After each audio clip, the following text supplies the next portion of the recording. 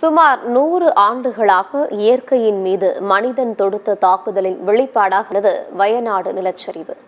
பல நூறு உயிர்களை பழிவாங்கிய வயநாடு நிலச்சரிவு சம்பவம் உலகையே திரும்பி பார்க்க வைத்துள்ளது மட்டுமல்லாமல் யோசிக்கவும் செய்துள்ளது.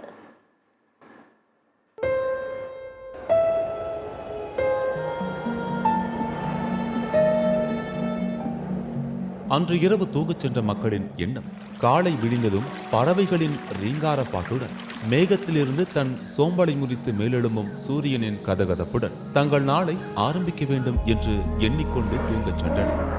ஆனால் இயற்கை வேறு ஒரு திட்டத்தை செயல்படுத்தியது.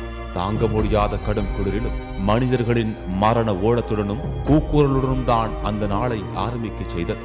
தூங்கச் சென்ற பலர் அந்த நாளை காணவே இல்லை. இவை அனைத்தும் அரங்கேறியது ஒரு பக்கம் மழையும் மறுபக்கம் கடலும் அமைந்துள்ள கடவுளின் தேசம் என்று அழைக்கப்படும் இயற்கை வளம் நிறைந்த கேரள மாநிலத்தின் மகுடமாக திகழும் வயநாட்டில்தான். ஆனால் அன்று மட்டும் ஏனும் கடவுளின் ஆசி இந்த பகுதிக்கு கிடைக்கவே இல்லை. வயநாட்டில் சுமார் 4 லட்சம் பழங்குடிகள் வசிப்பதாக கேரள அரசின் பதிவேடுகள் சொல்கின்றன. பாக்குமரம் ஏறுவது, காப்பி கொட்டைகளை சேகரிப்பது, தேன் எடுப்பது என எளிய தொழில்களை செய்து வாழ்ந்து வருகின்றனர் இங்கு வாழும் இம்மக்கள்.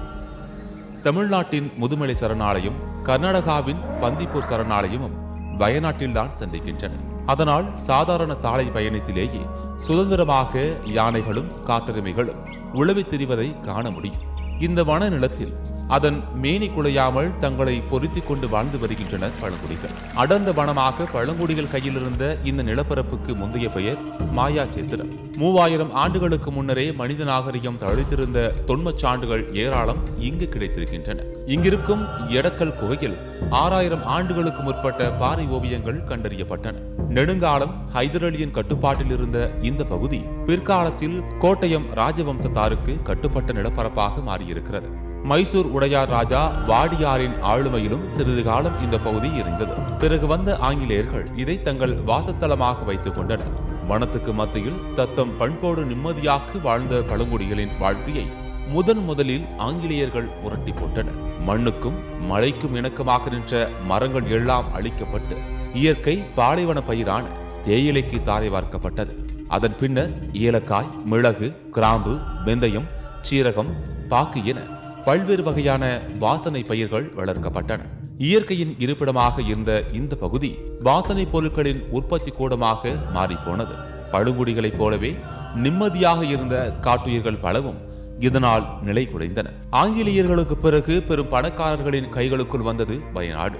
இயற்கையின் அரணான மரங்கள் மீண்டும் களையப்பட்டு பாக்கு, வாழைத் தோட்டங்கள் ஏராளம் உருவாக்கப்பட்டன. மலைநகரமாகிய இங்கு பழங்குடிகளின் தடங்களை அழித்துவிட்டு பெரிய பெரிய வீடுகளை கட்டி வைத்து கோடை வாசஸ்தலமாக வயநாட்டை மாற்றினார்கள் சுயநலமிக்க மனிதர்கள் பலர். அதன் பின்னர் சுற்றுலா தலமாக மாறிய இப்பகுதியில் காங்கிரீட் கட்டுமானங்கள் பல விதிமுறைகளை மீறி எழுப்பப்பட்டன. வயநாடு மாவட்டத்தில் ஒவ்வொரு ஆண்டும் கிட்டத்தட்ட 12,000 புதிய கட்டிடங்கள் கட்டப்பட்டு வருவதாகவும் 1950ஆம் ஆண்டுகளில் 85 விழுக்காடு காடாக இருந்த வயநாடு மாவட்டத்தில் தற்போது 62 விழுக்காடு காடுகள் மட்டுமே இருப்பதாகவும் மீதமுள்ளவை அழிக்கப்பட்டு விட்டதாகவும் கூறுகின்றன தரவுகள். இவ்வாறு அழிக்கப்பட்ட காடுகளால் தற்போது ஏற்பட்டுள்ள அழிவிலிருந்து மக்களை காக்க முடியாமல் போனது துரதிருஷ்டவசமானது. கடந்த 2 மாதங்களாக இங்கு கடுமையான மழை பெய்து வருகிறது. அத்தனை நீர்நிலைகளும் நிரம்பிவிட்டன. நதிகளில் வெள்ளம் பெருக்கெடுத்து ஓடியது. தொடர்மழை காரணமாகவும் மரங்கள் அழிக்கப்பட்டதன் விளைவாகவும் மலைப்பகுதியில் இருந்த மண்ணின் பிடிமானம் தளர்ந்தது. தொடர்ந்து இடைவிடாது கொட்டி தீர்த்து கொண்டிருந்த மழை ஒரே நாளில் 30 சென்டிமீட்டர் மழையை கொட்டி தீர்த்தது. இதனால் தாழ்வான பகுதிகளை வெள்ளம் சூழ்ந்தது. இதனையடுத்து சூரல்மலை என்ற மலைக்கு மேலே தோன்றி மீன்முட்டி நீர்வீழ்ச்சியாக வீழ்ந்து கோழிக்கோடு மலப்புரம் வழியாக சென்று அரபிக்கடலில் கலக்கும் சாலியாற்றில் வெள்ளம் பெருக்கெடுத்தது. தொடர் மழையால் தளர்ந்திருந்த மண்ணும் பாறைகளும் நீரோடு சேர்ந்து கீழே இருந்த முண்டகை கிராமத்தை மொத்தமாக துடைத்து கீழே தள்ள கீழே இருந்த சூரல்மலை குடியிருப்பு துவம்சமானது. இதனைத் தொடர்ந்து ஏற்பட்ட தொடர் நிலச்சரிவினால் இயற்கை தனது கோபமான கோரமுகத்தை காட்டிய நிலையில் தாங்க முடியாமல் இயற்கையிடம் சரணடைந்துள்ளது வயநாடு. ஏராளமான நீர்வீழ்ச்சிகளும் ஏரிகளும் நிறைந்த பச்சை பூமியான வயநாடு மனிதர்களை மண்ணோடு விழுங்கி தனது முழு அசுர கோபத்தை வெளிப்படுத்தியுள்ளது. தற்போது பல 100 உயிர்களை இயற்கையின் இந்த பேரிடர் வாரிச் சென்றுள்ளது. கடந்த ஆண்டும் இந்த பகுதியில் நிலச்சரிவானது ஏற்பட்டது. ஆயினும் அழிவு இவ்வளவு பெரிதாக இல்லை. மனிதர்களின் தவறுகள் இந்த பேரிடருக்கு முக்கிய காரணம் என்கின்றனர் சுற்றுச்சூழலியல் ஆய்வாளர்கள்.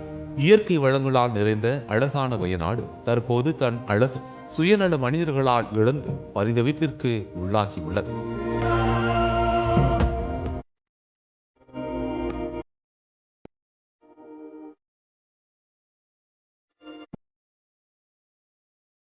இயற்கையின் அரவணைப்பில் வாழ்ந்த இம்மக்கள் தற்போது அதன் உக்கிர கோபத்திற்கு ஆளாக்கப்பட்டுள்ளனர்.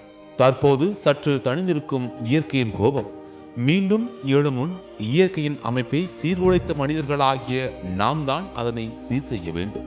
இல்லையே இயற்கை இன்னும் கொடூரமான தன் முகத்தை காட்டும் என்பது எவ்வித ஐயமுமில்லை.